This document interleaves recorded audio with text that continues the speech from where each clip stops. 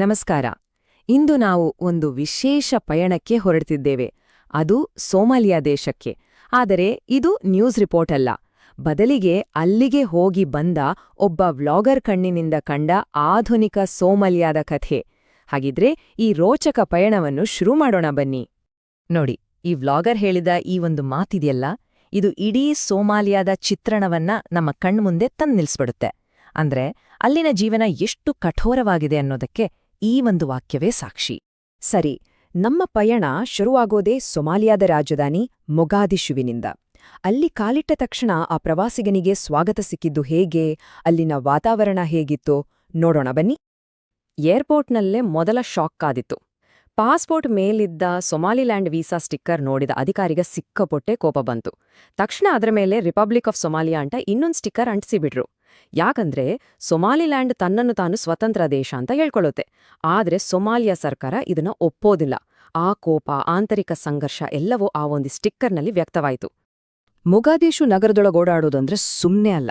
ಪ್ರತಿಯೊಂದು ರಸ್ತೆಯಲ್ಲೂ ಚೆಕ್ಪೋಸ್ಟ್ಗಳು, African union ಸೈನಿಕರು, ಸ್ಥಳೀಯ ಪೊಲೀಸರು ಎಲ್ಲೆಲ್ಲೂ ಕಾಣ್ತಾರೆ. ಅದರಲ್ಲೂ ವಿದೇಶಿ ಮುಖ ಕಂಡ್ರೆ ಸಾಕು, ತಕ್ಷಣ ಪ್ರಶ್ನೆಗಳ ಸುರಿಮಳೆ ಶುರು. ಇದೇ ಕಾರಣಕ್ಕೆ ತನ್ನ ಜೊತೆಗಿದ್ದ ಸ್ಥಳೀಯ ಸ್ನೇಹಿತರಿಗೆ ತನ್ನಿಂದ ಯಾವ ತೊಂದರೆಯೂ ಆಗ್ಬಾರ್ದು ಅಂತ ವ್ಲಾಗರ್ ಅವರು ಮುಖಗಳನ್ನ ವಿಡಿಯೋದಲ್ಲಿ ಬ್ಲರ್ ಮಾಡ್ಬೇಕಾಗಿ ಬಂತು. ಅಷ್ಟರ ಮಟ್ಟಿಗೆ ಇದೆ ಅಲ್ಲಿನ ಪರಿಸ್ಥಿತಿ. ಸರಿ, ಈಗಿನ ಈ ಉದ್ವಿಗ್ನ ಪರಿಸ್ಥಿತಿಗೆ ಕಾರಣ ಏನು? ಇದರ ಬೇರುಗಳು ಎಲ್ಲಿದೆ? ಅದನ್ನರ್ಥ ಮಾಡ್ಕೊಳ್ಳೋಕೆ ನಾವು ಸ್ವಲ್ಪ ಇತಿಹಾಸದ ಪುಟಗಳನ್ನ ತಿರುವಿ ಹಾಕ್ಲೇಬೇಕು. ಆ ನಗರದ ಅವಶೇಷಗಳೇ ನಮಗೆ ಕಥೆ ಹೇಳೋಕೆ ಶುರು ಮಾಡ್ತವೆ. ನೋಡಿ, ಎಲ್ಲ ಶುರುವಾಗಿದ್ದು ಸಿಯಾದ್ ಬರ್ರೆ ಅನ್ನೋ ಸರ್ವಾಧಿಕಾರಿಯ ಪತನದ ನಂತರ.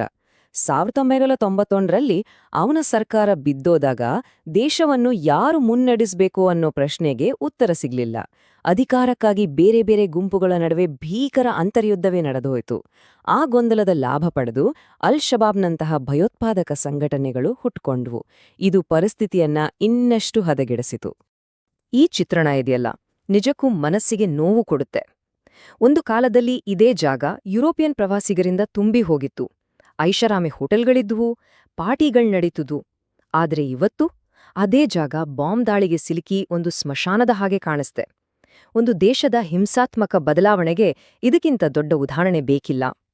ನಾವು ಗೂಗಲ್ ಮ್ಯಾಪ್ನಲ್ಲಿ ನೋಡೋದು ಒಂದೇ ಸೊಮಾಲಿಯಾ ದೇಶವನ್ನ, ಆದ್ರೆ ವಾಸ್ತವವೇ ಬೇರೆ. ದೇಶ ನಿಜವಾಗ್ಲೂ 3 ಭಾಗಗಳಾಗಿ ಒಡೆದು ಹೋಗಿದೆ.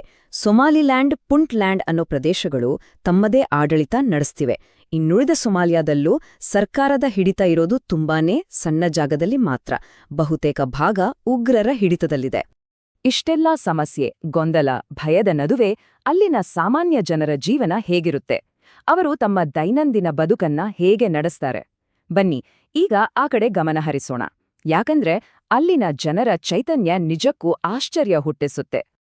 ಸುಮ್ನೆ ಯೋಚನೆ ಮಾಡಿ, ಮೊಗಾದಿಶು ಒಂದೇ ನಗರದಲ್ಲಿ ಸುಮಾರು 11 ಲಕ್ಷ ಕೆಂಪು ಬಣ್ಣದ ಬಜಾಜ್ ಆಟೋಗಳು ಓಡಾಡ್ತವೆ. ಅಲ್ಲಿ ಕಾರುಗಳು ತುಂಬಾ ದುಬಾರಿ, ಬೈಕ್ಗಳ ಮೇಲೆ ನಿರ್ಬಂಧ ಇದೆ. ಹಾಗಾಗಿ ಈ ಆಟೋಗಳೇ ಅಲ್ಲಿನ ಜನರ ಜೀವನಾಡಿ. ರಸ್ತೆಗಳಿದ್ರೆ ಬರೀ ಕೆಂಪು ಆಟೋಗಳದ್ದೇ ಪ್ರವಾಹ. ಮೊಗಾದಿಶುವಿನ ಮಾರುಕಟ್ಟೆ ತುಂಬಾನೇ ವಿಶಿಷ್ಟವಾಗಿದೆ. ಯುರೋಪ್ನಿಂದ ಬರುವ ಸೆಕೆಂಡ್ ಹ್ಯಾಂಡ್ ಬಟ್ಟೆಗಳಿಗೆ ಇದು ಫೇಮಸ್. $1 ಅಂದ್ರೆ ಸುಮಾರು 80 ರೂಪಾಯಿಗೆ ಒಂದು ಪ್ಯಾಂಟ್ ಅಥವಾ ಶರ್ಟ್ ಸಿಗುತ್ತೆ. ಇನ್ನೊಂದು ಆಶ್ಚರ್ಯದ ಸಂಗತಿ ಅಂದ್ರೆ ಅಲ್ಲಿ ನಗದು ವ್ಯವಹಾರ ತುಂಬಾನೇ ಕಡಿಮೆ. ಎಲ್ಲರೂ ಮೊಬೈಲ್ ಮನಿ ಬಳಸ್ತಾರೆ, ನಮ್ಮ UPI ಇದ್ದ ಹಾಗೆ. ಅಲ್ಲಿ ವಿಡಿಯೋ ಶೂಟ್ ಮಾಡೋದು ಕೂಡ ಎಷ್ಟು ಅಪಾಯಕಾರಿ ಅನ್ನೋದಕ್ಕೆ ಈ ಘಟನೆಯೇ ಸಾಕ್ಷಿ.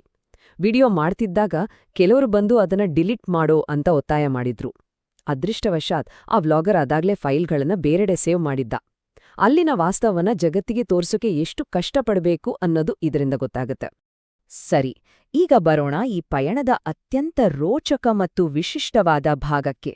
ಅದೇನಂದ್ರೆ ಒಬ್ಬ ಅಸಲಿ ಸೋಮಾಲಿ ಕಡಲ್ಗಳ್ಳನನ್ನು ಹುಡುಕಿ ಅವನನ್ನೇ ಸಂದರ್ಶನ ಮಾಡಿದ ಕಥೆ.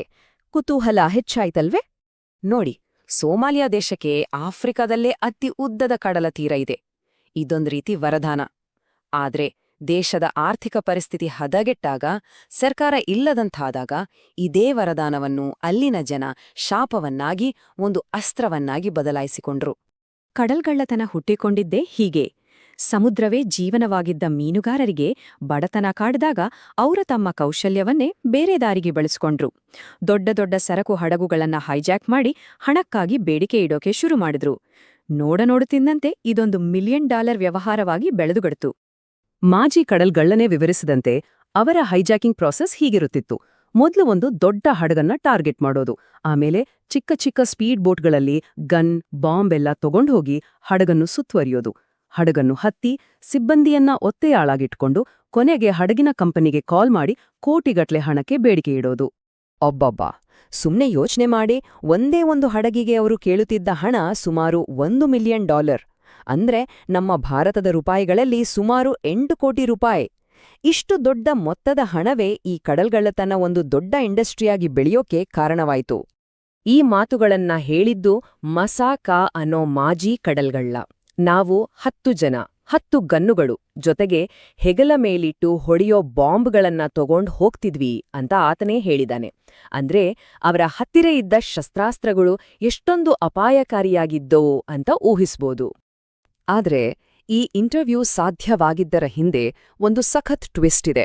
ಅದೇನಂದ್ರೆ, ಈ ಮಾಜಿ ಕಡಲ್ಕಳ್ಳನಿಗೆ ಬಾಲಿವುಡ್ ಸಿನಿಮಾಗಳು ಅಂದ್ರೆ ಸಿಕ್ಕಾಪಟ್ಟೆ ಇಷ್ಟ. ಸಿನಿಮಾ ನೋಡಿಯೇ ಆತ ಹಿಂದಿ ಕಲಿತಿದ್ದ. ಹಾಗಾಗಿಯೇ ಈ ವ್ಲಾಗರ್ಗೆ ಅವನ ಜೊತೆ ಮಾತಾಡೋಕೆ ಸಾಧ್ಯವಾಯಿತು. ನೋಡಿ, ಸಿನಿಮಾಗಳು ಎಲ್ಲಿಂದೆಲ್ಲಿಗೆ ಸಂಪರ್ಕ ಬೆಳೆಸ್ತವೆ. ಈ ಮಸಾಕನ ಕಥೆ ಇಲ್ಲಿಗೆ ಮುಗಿಯಲ್ಲ. ಸುಮಾರು 20 ಹಡಗುಗಳನ್ನ ಹೈಜಾಕ್ ಮಾಡಿದ್ದ ಈತ ಕೊನೆಗೆ ಜೈಲ್ ಸೇರಿದ್ದ. ಆದರೆ ಅಲ್ಲಿಂದ ಆತ ಬೇರೆ ಕಡಲ್ಗಳ್ಳರನ್ನ ಹಿಡಿಯೋಕೆ ಪೊಲೀಸರಿಗೆ ಸಹಾಯ ಮಾಡಿದ್ದ. ಇದರ ಫಲವಾಗಿ ಅವನಿಗೆ ಜೈಲಿನಿಂದ ಬಿಡುಗಡೆ ಸಿಕ್ಕಿದ್ದಲ್ಲದೆ ಈಗ ಆತ ಒಬ್ಬ ಕಮಾಂಡರ್ ಆಗಿ ಕೆಲಸ ಮಾಡ್ತಿದ್ದಾನೆ.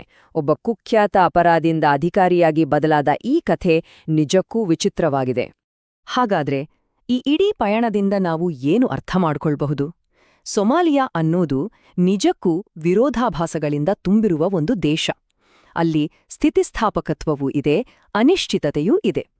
ನೋಡಿ, ಇದೇ ಸೊಮಾಲಿಯಾದ ವಿಪರ್ಯಾಸ. ಒಂದು ಕಡೆ ಆಫ್ರಿಕಾದಲ್ಲೇ ಅತಿ ಉದ್ದದ ಕಡಲತೀರ ಇದೆ, ಆದರೆ ಇನ್ನೊಂದು ಕಡೆ ಜನ ಬಡತನದಲ್ಲಿ ಬಳಲುತ್ತಿದ್ದಾರೆ. ಬೀದಿಗಳಲ್ಲಿ ಜನಜಂಗುಳಿ, ಚಟುವಟಿಕೆ ಎಲ್ಲ ಇದೆ, ಆದರೆ ಮುಂದಿನ ಕ್ಷಣ ಏನಾಗುತ್ತೋ ಅನ್ನೋ ಅನಿಶ್ಚಿತತೆ ಕೂಡ ಇದೆ. ಯುದ್ಧದ ಅವಶೇಷಗಳ ನಡುವೆಯೂ ಅವರ ಸಂಸ್ಕೃತಿ ಜೀವಂತವಾಗಿದೆ. ಆದರೆ ದೇಶದ ಯುವಕರಿಗೆ ಮಾತ್ರ ಈ ದೇಶ ಬಿಟ್ಟು ಹೋಗುವ ಹತಾಶೆ.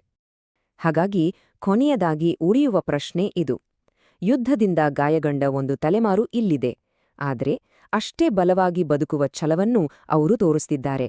ಇಂಥ ಪರಿಸ್ಥಿತಿಯಲ್ಲಿ ಹೀಗೆ ಒಡೆದು ಹೋಗಿರುವ ಈ ರಾಷ್ಟ್ರಕ್ಕೆ ಮತ್ತೆ ಒಂದಾಗಿ ಸಂಪೂರ್ಣವಾಗಿ ಚೇತರಿಸಿಕೊಳ್ಳಲು ಸಾಧ್ಯವಿದೆಯಾ? ಈ ಪ್ರಶ್ನೆಗೆ ಉತ್ತರವನ್ನು ಕಾಲವೇ ಹೇಳಬೇಕು.